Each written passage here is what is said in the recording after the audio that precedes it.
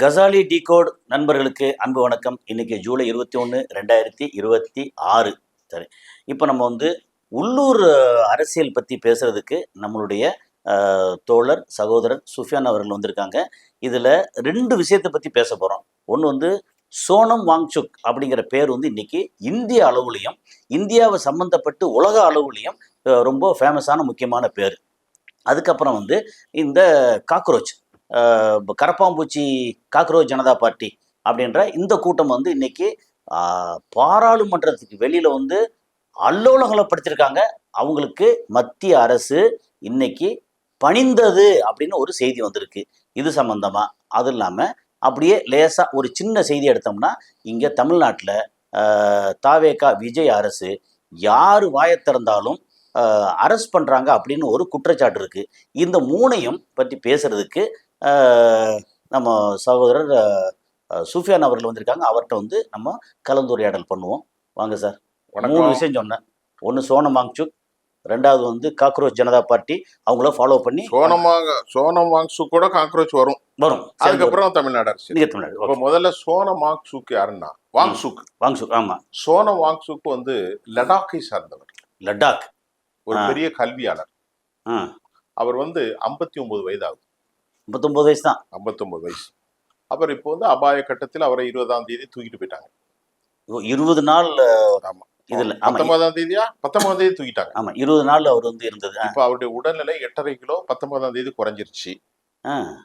அவர் என்ன சொல்றாருன்னா, அவர் ஒரே கோரிக்கை, தர்மேந்திர பிரதான் நீக்க சொல்றாரு. இது சாதாரண அவர் பண்ணது இவ்வளவு முட்டாள்தான். அதுதான் பாஜக.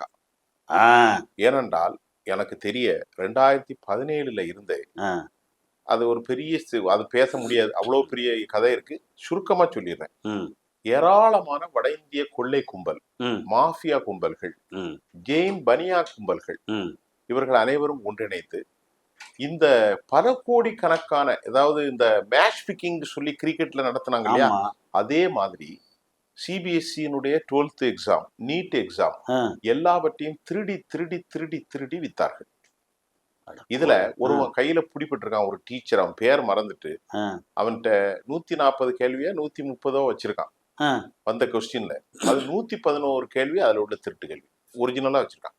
ஓ, அந்த கேள்வி திருடி 111 கரெக்டான கேள்வி வச்சிருக்கான். கரெக்டான கேள்வி அவன் அனுப்பியிருக்கான். இவன்ட்ட 140 கேள்வி இல்ல 111 கேள்வி இருக்கு. போதுமே, அவன் பாஸ் பண்ணிட்டு போயிடுவான். இதற்கு நல்ல கவனிங்க. நம்ம பிள்ளைங்கள், மலை கிராமங்கள்ல உள்ள தலித் சமூகம், ஒடுக்கப்பட்ட மக்கள், ஏழை விவசாயிகள், பாவப்பட்ட மக்கள், உயர் சாதியில் உள்ள மக்களா இருக்கட்டும், அவர்களும் ஏழை மக்கள். அந்த ஏழை பிள்ளைகள்லாம் 10-5 இல்லாம 2.5 லட்சம் ரூபாய் கொடுத்து ஒரு இன்ஸ்டியூட்ல சேர்ந்து படிக்க வக்கத்து வாழ வெளியிட்டு நிக்கிற போது, இந்த பனியா கும்பல் வட இந்தியாவிலிருந்து இவ்வளவு நாசகார செயலை செய்கிறது. தர்மேந்திர பிரதானுக்கு இதுல எத்தனை கோடி கொடுக்குது? பாஜக காரன் ஒருவன் கூட போய் இந்த மாங்சூக்க பார்க்கல. இவ யாரு? லடாக்ல உள்ளவர் மாங்சுக். அவர் பௌத்த சூபி இருக்கு பாருங்க, அதை ஐஸ்ல செஞ்சு வச்சிருந்தார், ஒரு விதமாக செஞ்சு உலக அளவுல. அப்புறமா ஆசியாவுல 2018 மகாசே விருதுன்னு ஒரு ரொம்ப விசேடமான அந்த மகாசே விருதுக்கு அவரும் தேர்வு செய்யப்பட்டார். அப்ப எவ்வளவு பெரிய ஆளு! மிகச்சிறந்த கல்வியாளர், பிசிக்ஸ் படித்தவர். அவர் பொறியியல் இன்ஜினியர், அந்த மெக்கானிக்கல் இன்ஜினியர். அந்த மக்களுக்கு என்ன பண்ணார்? ஏதாவது அந்த லடாக்ல நிறைய பண்ணிருக்காரு. மக்களுக்கு விவசாயங்களை பத்தி நிறைய சொல்லியிருக்காரு. அது மக்கள் போராடி தண்ணீர்களை எவ்வளவு மிச்சப்படுத்த வேண்டும் என்று சிறப்பு செஞ்சிருக்கிறார். Is a man of Ladakh. அந்த மனிதன், லடாக்கின் மனிதன் என்றால் அவர் லடாக்கின் தந்தை. ஆகவே அவரை நேசிக்கக்கூடிய சமூகம், விவசாயிகள், கல்வியாளர்கள், இளைஞர்கள் பெரும் கூட்டம் எங்கே கூடியிருக்கிறது? அந்த ஜந்தர் மந்தர் டெல்லியில. ஜந்தர் மந்திருடைய வரலாறு முதலில் இது வானிலை திணைக்களமாக இருந்த ஜந்தர் மந்தர், தற்போது அது பொலிட்டிக்கல் பிளாட்ஃபார்மாக மாறி அரசியல். இப்போது அவர் சொன்னது வேறு ஒன்றுமல்ல, தர்மேந்திர பிரதானே நீக்கிவிடும். ஆமா, இல்ல நீக்கணும். ஆக்சுவலா இந்த மாதிரி 17 லட்சம் குழந்தைகளுக்கு இது லீக் ஆகி போச்சு, பிரச்சனை ஆகி போச்சுன்னா ஆட்டோமேட்டிக்கா தார்மீக பொறுப்பேற்று அதான் அறம். ஆமா, அது போகணும். அப்புறம் முன்னாடி பாத்தீங்கன்னா ஒரு ட்ரெயின் ஆக்சிடென்ட் ஆச்சு அப்படின்னா ரயில்வே மந்திரி ரிசைன் பண்ணுவார். நிச்சயமா. இப்போ என்ன நடந்தாலும் சாஸ்திரி, இந்தியாவில் முக்கியமான சாஸ்திரி ரிசைன் பண்றார். தமிழ்நாட்டு ட்ரெயின் கவிழ்ந்து 1960 அது ஆக்சுவலா இது என்னோட இது துறையில நடந்திருக்கு, நான் பொறுப்பேற்று ரிசைன் பண்றேன், ரிசைன் பண்ணுவாங்க. இவங்க மலையை முழுங்குன மகாதேவன் மாதிரி அப்படி உட்காந்துக்கிட்டு. இப்ப இவரு ஆ. எவ்வளவு பெரிய ஆளா இருக்காரு பாருங்க. ஆ. பெரிய அளவுக்கு சக்சஸா ஓடிச்ச 3 இடியட்ஸ் ஒரு படம்.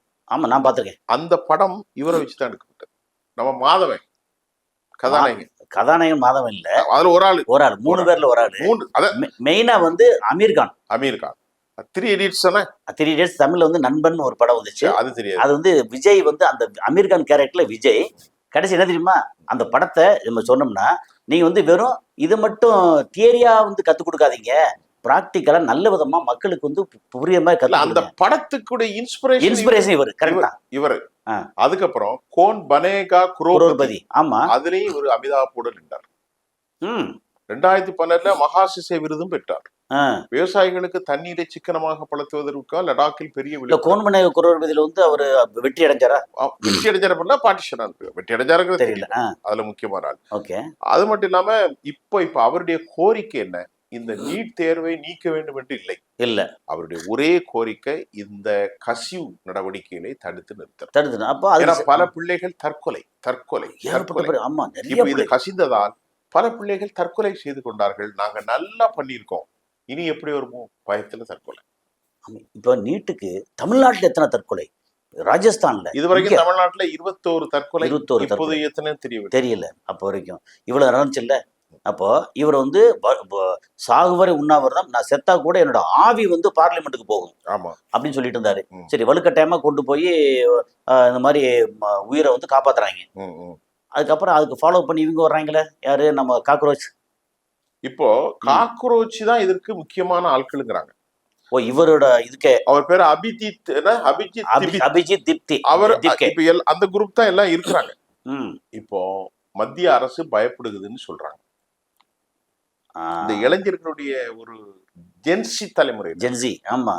ஏன்னா இப்ப தமிழ்நாட்டில் ஒரு பெரிய மாற்றம், ஜென்சியினுடைய மாற்றம் தமிழ்நாட்டில் தான் ஆரம்பிச்சது ஜல்லிக்கட்டின் மூலம். ஆமா, பல லட்சக்கணக்கான மக்கள், 8 லட்சம் பேர் கூடினாங்க இங்க இதுல மட்டும். ஜென்சி அப்புறம் மதுரையில கூடினாங்க.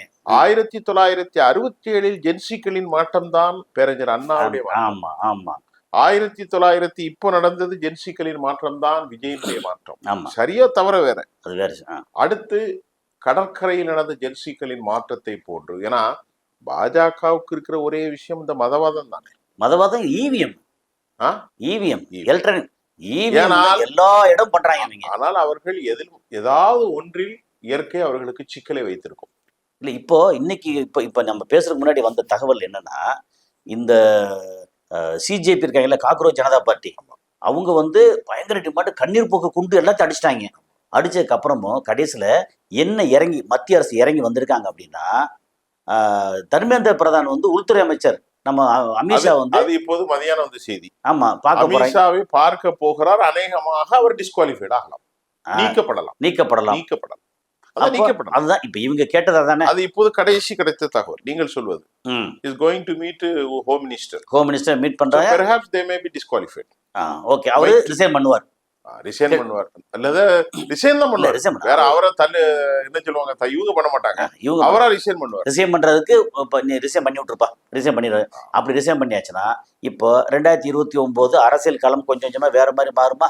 இது வந்து மாறட்டும். இன்னொன்னு, இந்த லீக்கேஜ் பற்றி சொன்னீங்கல்ல, இன்னொரு சின்ன ஞாபகம் வருது. நம்ம கூடங்குளம் அணுமின் நிலையம், அதுல வந்து லீக்கேஜ், அதுல வந்து டெக்னிக்கல் டேட்டா லீக்கேஜ் பாத்தீங்களா? 19,000 பக்கம். ஆமா, எப்போ அது பழையது.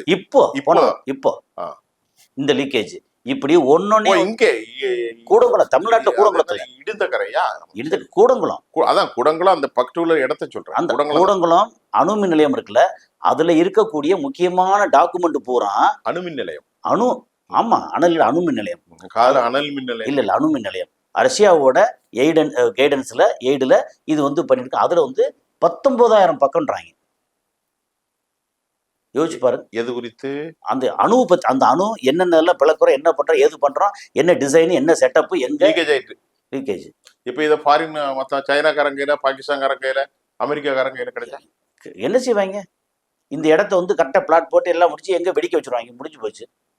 இப்ப இந்திய நாட்டுடைய, நம்ம நாட்டுடைய இல்ல எந்த ஒரு, இப்ப இதுக்கு யாரு பொறுப்பேற்கிறது? இப்ப இந்த மாதிரி லீக்கேஜ் ஆச்சு இல்ல, இதுக்கு பொறுப்பேற்கிறது யாரு?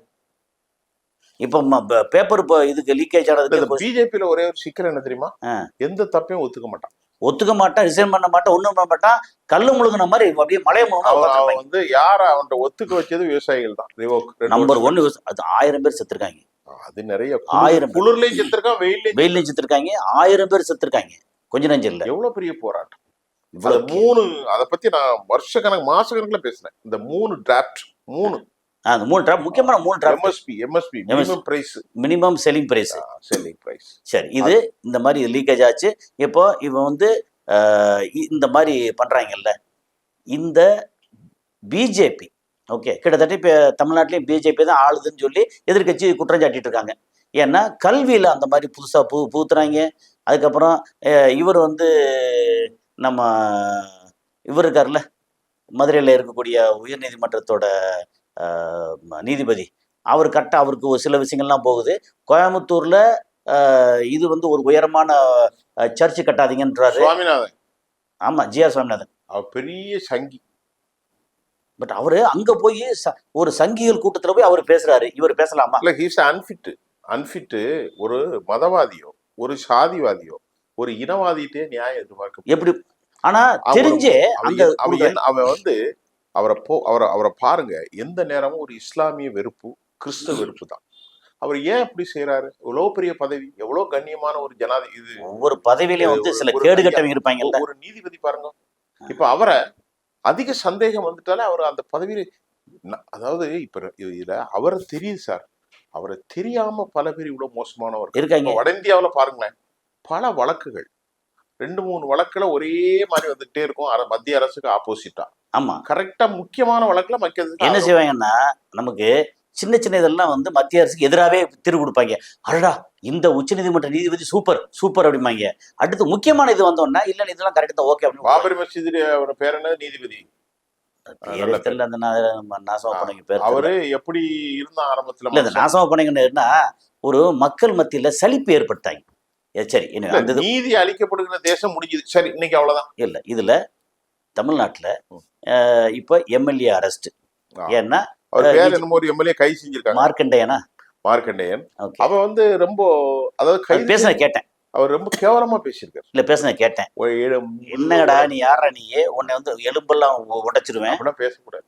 ஒரு எம்எல்ஏ ஒரு முதலமைச்சர் பத்தி பேசுறது இருக்குல்ல, தவறு. சரி, அப்போ கைது செய்தது சரி தப்பு. அதுக்காக ஒரு லெஜிஸ்லேட்டிவ் அசம்பிளில தேர்ந்தெடுக்கப்பட்டவர் வாடா போடான்னு பேசுறது, ஒருமையில பேசுறது, அது கைது செய்த கைதுன்னா இவர் என்ன உயிரா போயிட போகுது? போகாட்டாலும் இல்ல, அனிதா ராதாகிருஷ்ணன் இதே குத்தா. ஆமா, அதாவது எம்எல்ஏவா இல்லாம அவர் வந்து நம்ம சிவாஜி கிருஷ்ணமூர்த்தி பேசுறதா இருக்கட்டும், இல்லைங்க முக்தார் பேசுனதா இருக்கட்டும், நிறைய இந்த மாதிரி விஷயங்கள் இருக்குல்ல இருக்கு. இப்போ வந்து எப்படின்னா, 1000 தான் இருந்தாலும் நம்முடைய சிஎம். ஆமா, நம்முடைய சிஎம் எப்படி பார்த்தா இன்னைக்கு நமக்கான மொத்த 8 கோடி தமிழர்களுக்கான சிஎம் அவர் தான். அவர் வந்து வாடா போடா ஒருமையில சொன்ன மாதிரி by the people, for the people, of the பீப்புள்னு சொன்ன மாதிரி. ஆமா, எல்லாமே மக்களுக்காக. ஆமா, அப்ப அவரு தப்பு பண்ணாருன்னா அதை வந்து விமர்சனம் பண்ணுங்க, தப்பே இல்லை. அது பண்றது நீங்க வந்து இபில வந்து பெருசா எக்கச்சக்கமா வந்து காஸ்ட் ரொம்ப ஜாஸ்தி வருது, நீங்க சொன்னது வேற செஞ்சது வேற.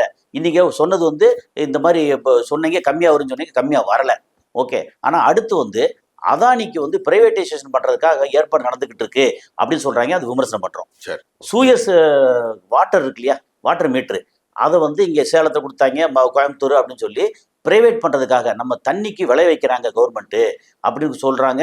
அதுக்கு வந்து ஒத்துக்க கூடாதுன்னு நிக்கிறோம் நம்ம. இது நீட், இதுக்கு வந்து உங்க இது வரைக்கும் பெருசா வாயை திறக்கல. முன்னாடி பேசுனீங்க, இப்போ வந்து நீட்டுக்கு எதிராக ஒன்றும் வாயை திறக்கல, மேகதாதுக்கு எதிராக வாயை திறக்கல, பெருசா ஒன்றும் சொல்லலை அப்படின்னு நிறைய குற்றச்சாட்டா நம்ம வந்து விமர்சனம் பண்ணுவோம். ஆனா தரமிழந்து தரக்குறைவா பேசுறது இருக்குல்ல, ஆதரிக்க மாட்டோம். ஓகே, சரி, இந்த உங்களுடைய கருத்து என்ன நிறுத்திக்குவோம். அருமையான கருத்து, இது நம்ம மக்களுக்கு போய் சேரணும். ஸோ கசாலி டிகோடு சார்பாக உங்களுக்கு வந்து மிக்க நன்றி சார். நன்றி சார்.